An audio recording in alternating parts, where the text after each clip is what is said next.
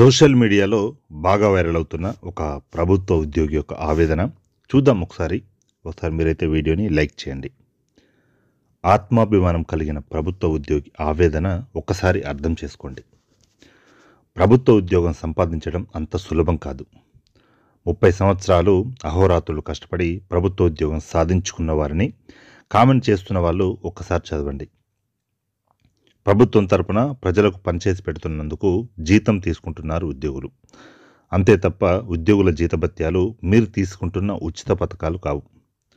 ప్రభుత్వానికి పనిచేసి పెడుతున్నందుకు మేము జీతం తీసుకుంటున్నాం, మరి మీరు ఏం చేస్తున్నారని ప్రభుత్వ పథకాల పేరుతో ఫ్రీగా ప్రభుత్వం నుండి డబ్బు తీసుకుంటున్నారో చెప్పగలరా? ఉచితాలు తీసుకునే వాళ్ళలో నిజంగా ఎంతమంది అర్హులు? వాళ్ళ వివరాలు బయట పెడితే అర్హత గురించి తెలుస్తుంది.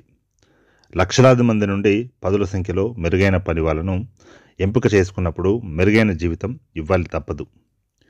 20-30 సంవత్సరాల పాటు సరదాలు సంతోషాలు పక్కన పెట్టి రాత్రి పగలు కష్టపడి సంపాదించిన విజ్ఞానం నైపుణ్యం కలిగిన వ్యక్తులు ఊరికనే పనిలోకి రారు. ప్రభుత్వం అయినా ప్రైవేట్ అయినా మెరుగైన నైపుణ్యం కలిగిన ఉద్యోగి కావాలంటే అంతే మెరుగైన జీతం చెల్లించాలి. అనేక కార్పొరేట్ ప్రైవేట్ సంస్థలు లక్షల్లో జీతాలు ఇస్తున్నాయి. ఎందుకు? వాళ్లకు తెలివి లేక? బయట 500-600 కూలికి అంతమంది దొరికితే ఆ ప్రైవేట్ వాళ్లకు పని లేక నెలకు లక్షలాది రూపాయల జీతాలు ఇస్తున్నారా? విమర్శ చేయడం చాలా సులువు, వాస్తవాన్ని గ్రహించడం చాలా కష్టం. ఒక్కడు ఎవడో లంచం తీసుకుంటే ఉద్యోగులందరూ లంచగొండ్లు, ఒక్కడు ఎవడో వడ్డీ వ్యాపారం చేస్తే ఉద్యోగులందరూ వడ్డీ వ్యాపారులు, ఒక్కడు ఎవడో రియల్ ఎస్టేట్ చేస్తే ఉద్యోగులందరూ రియల్ ఎస్టేట్ వ్యాపారులు అని అనుకోవడం అవివేకం.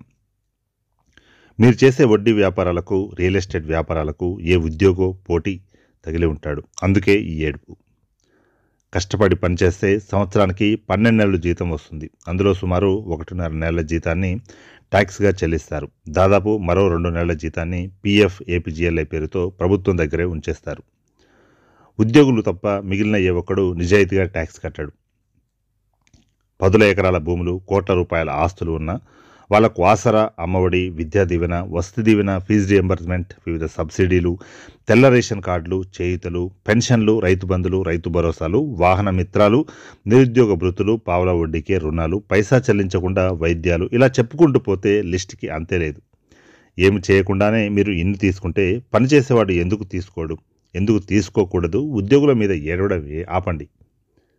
చిన్న మనవి, ఈ మెసేజ్ మన ఉద్యోగ సంఘాల గ్రూపులోనే కాకుండా మన మొబైల్లో ఉన్న అన్ని గ్రూపులకు, అన్ని వాట్సాప్ నెంబర్లకు పంపించాలి. అందరికీ పంపాలని కోరుకుంటున్నాను.